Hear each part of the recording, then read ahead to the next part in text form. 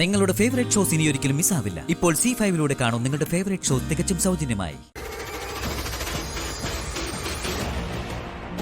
എന്റെ ഉള്ളിന്ന് ആ വിറയില് ഇപ്പോഴും മാറിയിട്ടില്ല പ്രതാപ.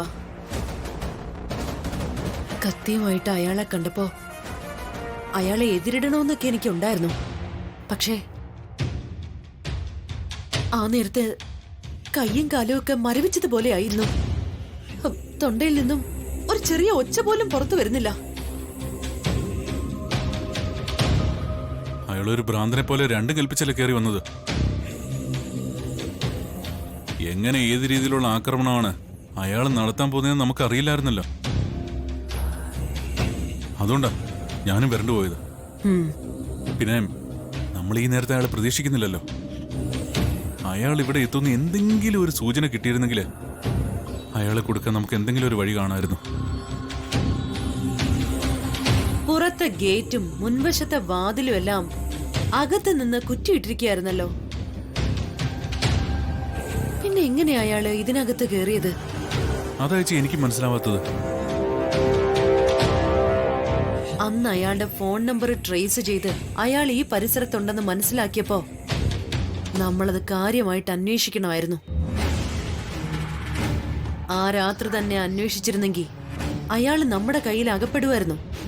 ശരിയാ, അന്ന് ഉദാസീനത കാണിക്കാൻ പാടില്ലായിരുന്നു. അത് അബദ്ധമായി പോയെന്ന് എനിക്കിപ്പോ തോന്നുന്നു. വന്നതുപോലെ തന്നെ അയാൾ അതിവിദഗ്ധമായിട്ട് ഇവിടുന്ന് രക്ഷപ്പെടുകയും ചെയ്തു. അയാളിപ്പോ പഴയ ശേഖരമേനോനല്ലെന്ന് വ്യക്തമായില്ലേ. ജയിലിൽ ക്രിമിനൽസുമായിട്ടാണല്ലോ സഹവാസം. അവരിൽ നിന്നും ക്രിമിനൽ ബുദ്ധി പകർന്നു കിട്ടിക്കാണും. ആ ഗുണം കൊണ്ടാവും കെട്ടുറപ്പുള്ള ഈ വീടിനകത്ത് അയാൾ നുഴഞ്ഞു കയറിയതും പവർ ഓഫായ സമയത്ത് ഞൊടിയിട കൊണ്ട് അപ്രത്യക്ഷമായതും.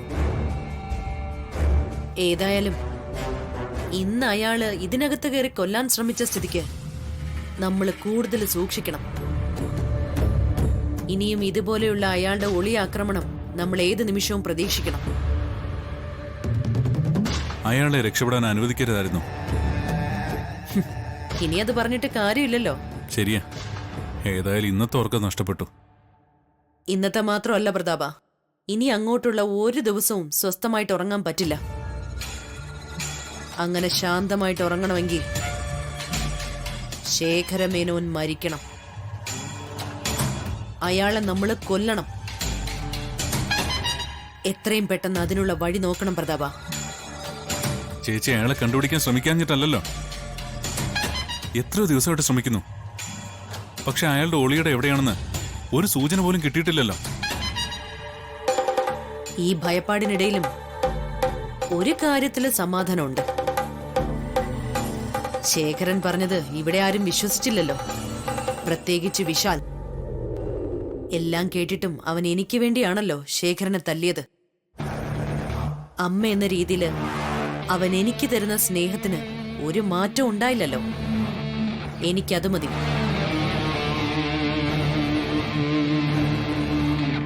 വിശാലിന്റെ ആ വിശ്വാസം നമുക്ക് മുതലെടുക്കണം പ്രതാപ.